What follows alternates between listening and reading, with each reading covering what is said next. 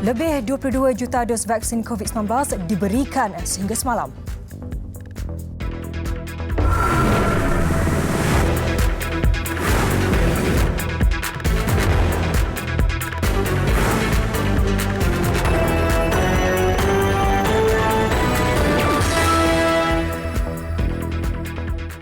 BTS Tidur Nyenyak, Perkhidmatan Penjagaan Tilam 7 Langkah Kowe menjamin kebersihan tilam yang sempurna. Kami memastikan tidur yang lebih nyenyak. Perdana Menteri Tan Sri Muhyiddin Yassin berkata, beliau telah menerima sejumlah surat akuan daripada ahli-ahli Dewan Rakyat yang meyakinkan bahawa beliau masih mempunyai kepercayaan majoriti ahli Dewan Rakyat. Sehubungan itu, peletakan jawatan beliau di bawah perkara 43/4 Perlembagaan Persekutuan tidak berbangkit. Tan Sri Muhyiddin menyembah maklum perkara itu ketika menghadap Yang di-Pertuan Agong jam 11 pagi tadi. Namun saya juga sedar bahawa kedudukan saya sebagai Perdana Menteri seringkali dipersoalkan.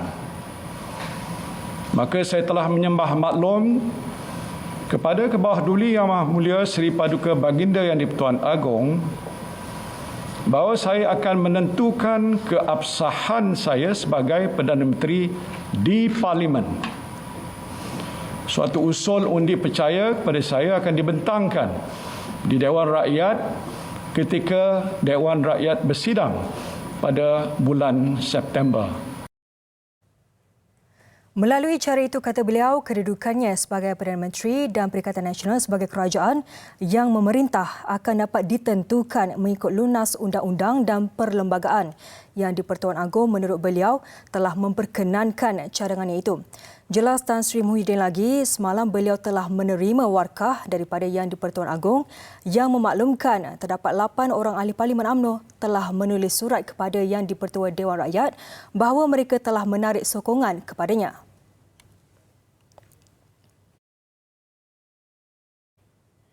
Dalam pada itu, Tan Sri Muhyiddin berkata kemelut yang berlaku sengaja dicetuskan oleh pihak yang cuba menangguk di air keruh.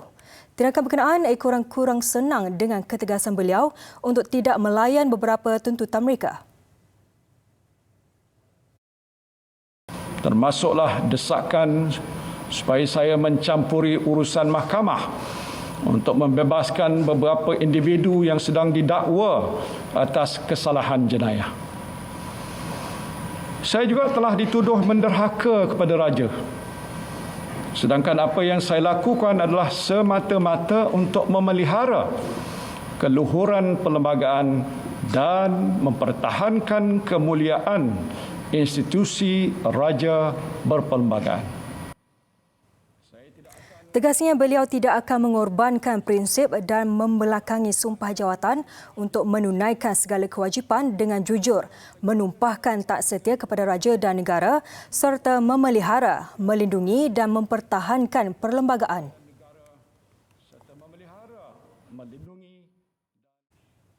Sementara itu, Perdana Menteri memaklumkan Jemaah Menteri dan Jentera Pentadbiran Kerajaan akan terus berfungsi untuk melaksanakan amanah dan tanggungjawab kepada rakyat dan negara, khususnya dalam menangani pandemik COVID-19. Beliau turut akan memastikan program vaksinasi yang sedang berjalan tidak terganggu selain bantuan-bantuan yang diumum oleh kerajaan akan dapat diterima oleh rakyat tanpa sebarang halangan. Saya menyeru kepada semua penjawat awam, khususnya para frontliners, agar terus tabah melaksanakan tugas dan tanggungjawab anda tanpa terganggu dengan kamalat politik yang sengaja dicetuskan oleh pihak-pihak tertentu yang cuba menangguk di air yang keruh. Saya tahu bahawa mereka kurang senang dengan ketegasan saya. Dalam pada itu, wartawan kami Wan Zarul Azri yang berada di pintu masuk pejabat Perdana Menteri memaklumkan kenderaan menteri-menteri dilihat memasuki pejabat itu sejak jam 11.30 pagi. Difahamkan kehadiran mereka untuk menghadiri mesyuarat kabinet. Untuk perkembangan lanjut, kita berlintas langsung bersama Wan Zarul Azri di lokasi. Silakan Wan. Ya betul Nik, Munirah, difahamkan mesyuarat kabinet diteruskan tengah hari tadi. Sejurus Perutusan Khas Perdana Menteri Tan Sri Muhyiddin Yassin Ini selari dengan perutusan Perdana Menteri bahawa jemaah menteri dan jentera pentadbiran kerajaan akan terus berfungsi untuk melaksanakan amanah dan tanggungjawab kepada rakyat serta negara. Dan difahamkan juga ini adalah mesyuarat kabinet secara fizikal yang pertama setelah beberapa bulan mesyuarat jemaah menteri dilakukan dalam talian ekoran kebimbangan penularan COVID-19. Dan kehadiran menteri ke mesyuarat kabinet kali ini juga dipercayai adalah sedikit dengan beberapa menteri tidak hadir, iaitu Menteri di Jabatan Perdana Menteri Parlimen dan Undang-Undang Datuk Seri Taqiyuddin Hassan yang kini berada di hospital setelah mendapat rawatan jantung. Selain itu, Menteri Belia dan Sukan Datuk Seri Rizal Merican Naina Merican pula bersama pasukan Malaysia yang bertanding dalam Sukan Olimpik Tokyo di Jepun. Dan Datuk Seri Syamsul Anwar Nasarah dari UMNO telah melepaskan jawatan Menteri Tenaga dan Sumber Asli yang semalam. Dan untuk makluman juga, pengamal media yang berkampung sejak jam 7 pagi tadi di sini turut melihat kenderaan membawa Ketua Polis Negara Datuk Seri Akril Sani Abdullah Sani, Panglima Angkatan Tentera Jeneral Tan Sri Afindi Buang dan Pengarah Cawangan Khas Bukit Aman Datuk Zamri Yahya. Kenderaan itu memasuki Pejabat Perdana Menteri sekitar jam 9.20 pagi dan bergerak keluar lebih sejam kemudian. Dan ketiga-tiga pegawai tertinggi kerajaan berkenaan dipercayai membuat pertemuan bersama Ketua Setiausaha Negara Tan Sri Muhammad Zuki Ali. Dan itu saja yang boleh saya laporkan langsung dari pintu masuk Pejabat Perdana Menteri ini. Untuk buat waktu ini, kita kembali dulu bersama dengan Nik Mudirah di Sri Pentas. Silakan. BTS Tidur Nyenyak, Perkhidmatan Penjagaan Tilam 7 Langkah Kowe menjamin kebersihan tilam yang sempurna. Kami memastikan tidur yang lebih nyenyak. Lebih 22 juta dos vaksin COVID-19 diberikan melalui program imunisasi COVID-19 kebangsaan PIK sehingga semalam. Menerusi hantaran di Twitter, Menteri Kesihatan Datuk Seri Dr. Adham Baba memaklumkan daripada jumlah itu lebih 14.7 juta orang menerima suntikan dos pertama, sementara lebih 7.4 juta orang menerima dos kedua. Ini bermakna 45% daripada populasi negara sudah mendapat dos pertama, manakala 22.8% telah melengkapkan suntikan vaksin COVID-19. Vaksinasi harian pula mencatatkan 483,368 dos malam dengan 240,394 adalah dos pertama, manakala 242,974 lagi adalah dos kedua.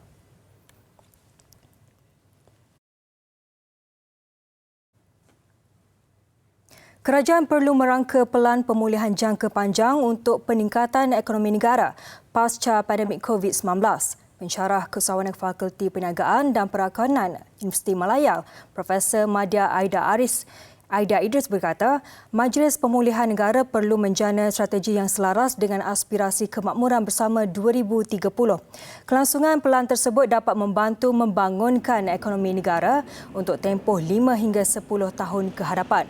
Pensyarah Sekolah Perniagaan dan Ekonomi Universiti Putra Malaysia, Profesor Datuk Dr. Azali Muhammad pula berpendapat pakej-pakej yang diperkenalkan kerajaan sebelum ini mungkin tidak dapat bertahan untuk masa yang lama.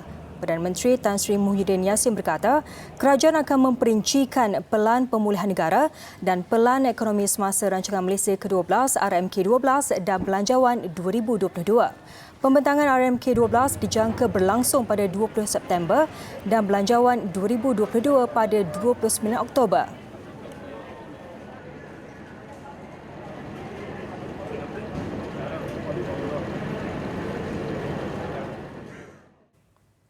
Pembekal global peralatan kepada industri semikonduktor, Lam Research Corporation membuka kilang baru dengan pelaburan RM1 bilion di Batu Kawan, Pulau Pinang. Presiden dan Ketua Pegawai Eksekutif Tim Archer berkata, kilang baru ini mempunyai keluasan lantai 800,000 kaki persegi.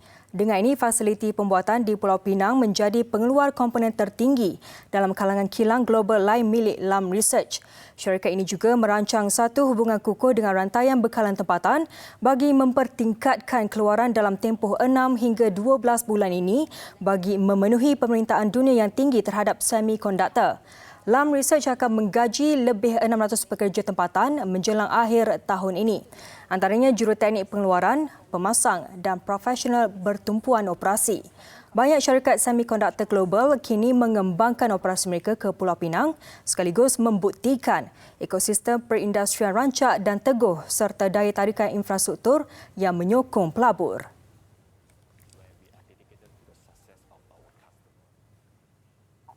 Perkembangan pergerakan saham, urus niaga Bursa Malaysia mengakhiri sesi pertama dagangan lemah hari ini. Ia ekoran jualan saham yang dipengaruhi sentimen pasaran yang lemah, khususnya perkembangan politik tempatan. Jam 12.30 tengah hari tadi, indeks FBMK LCI susut 12.83 mata kepada 1,487.43. Menurut peniaga, sentimen berhati-hati pelabur dipertingkat di bursa tempatan ekoran pengumuman Perdana Menteri Tan Sri Muhyiddin Yassin tengah hari tadi. Sementara itu, seorang wanita warga emas maut dalam kebakaran di rumahnya yang terletak di Kampung Caruk Kemuning Dalam, Sik Kedah. Kejadian berlaku jam 5.20 pagi tadi ketika mangsa Mariam Mihad, 90 tahun, bersama anak dan menantunya sedang tidur. Penolong Pengarah Bahagian Operasi Kebombaan dan Penyelamat Jabatan Bomba dan Penyelamat Malaysia JBPM Kedah, Muhammadul Ihsan Muhammad Zim berkata, Pusat Gerakan Operasi menerima maklumat berhubung kejadian jam 5.23 pagi. Pasukan dari Balai Bomba dan Penyelamat SIK yang tiba 5 minit kemudian mendapati kebakaran melibatkan 80% rumah 2 tingkat. Dua lagi mangsa, Syuid Awang dan isterinya, Zalina Muhammad, dapat diselamatkan. Punca kejadian masih dalam siasatan.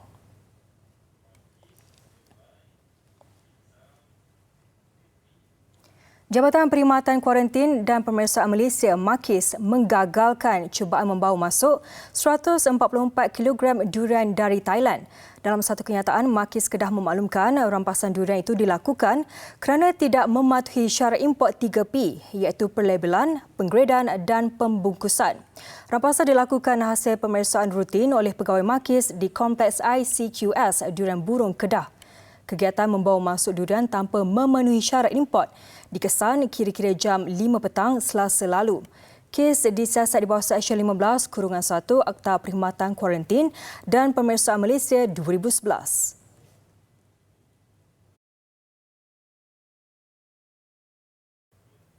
Kita ke laporan luar negara.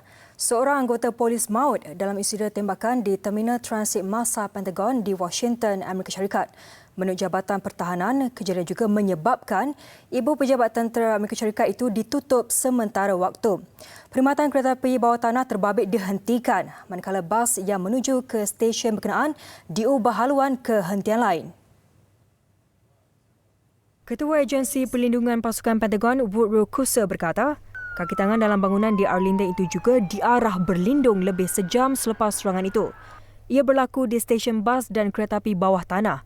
Menurut pihak berkuasa, keselamatan di lokasi terbabit kembali pulih kira-kira 90 minit kemudian.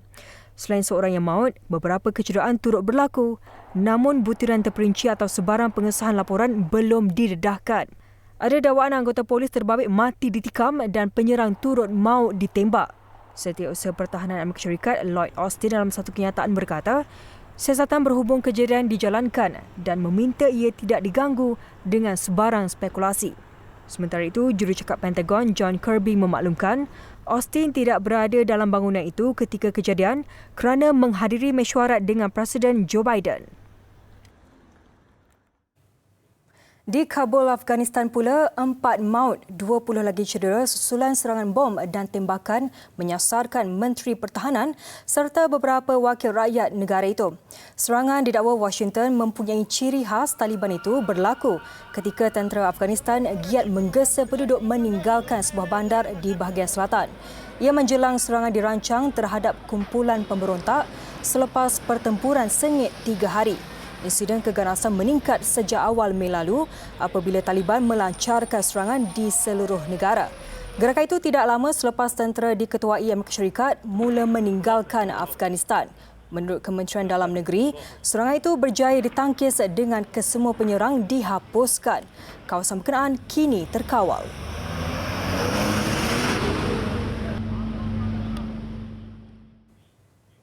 Emirat Arab Bersatu UAE akan mula memberikan suntikan vaksin tambahan atau booster kepada individu yang mendapatkan 2 dos lengkap vaksin COVID-19.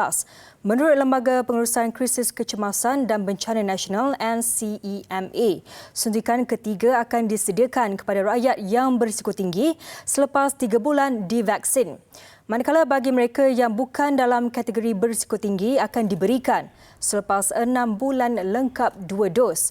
Setakat ini, negara Teluk itu telah meluluskan 5 jenis vaksin COVID-19. Suntikan tambahan mula diberikan kepada mereka yang divaksin menggunakan vaksin Sinopharm pada Jun lalu. Sehingga kini, sekitar 79% penduduk negara itu telah menerima 1 dos vaksin, sementara 70% telah lengkap 2 dos.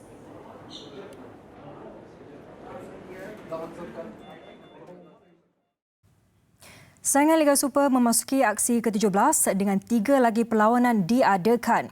Pendahulu Liga Johor Darul Takzim lega merakam kemenangan tipis ke atas Melaka United.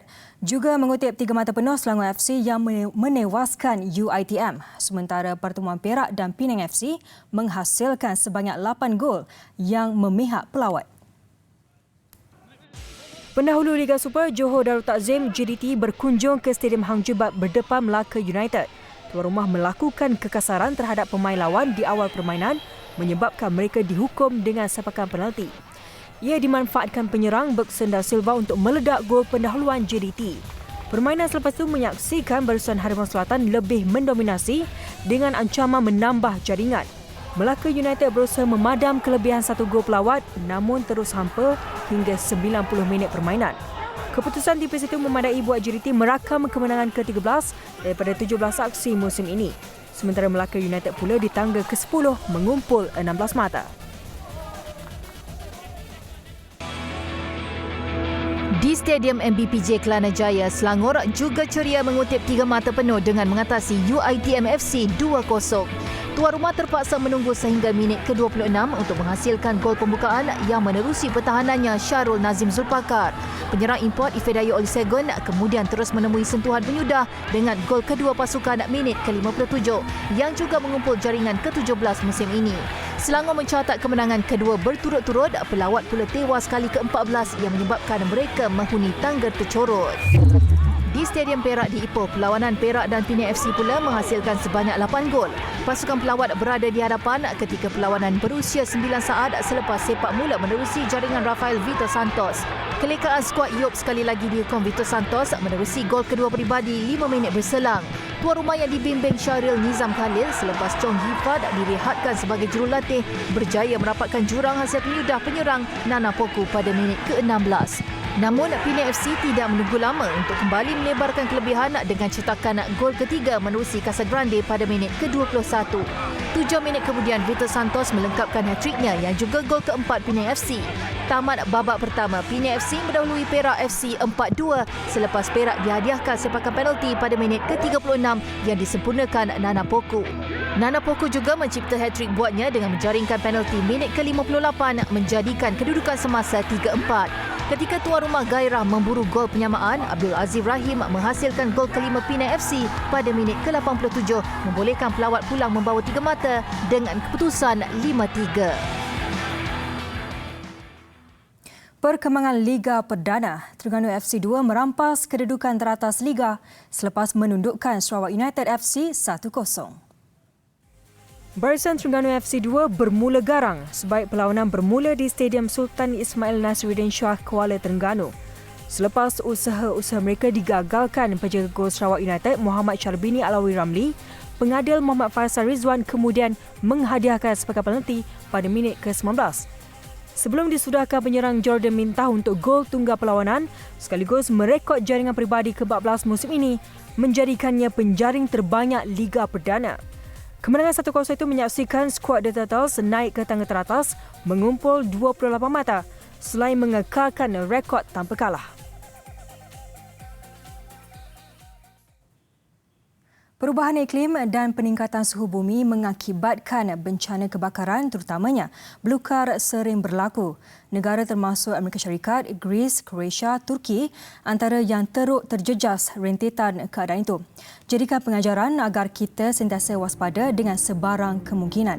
Saya Nik Munirani Ahsan, Muhammad dan Assalamualaikum.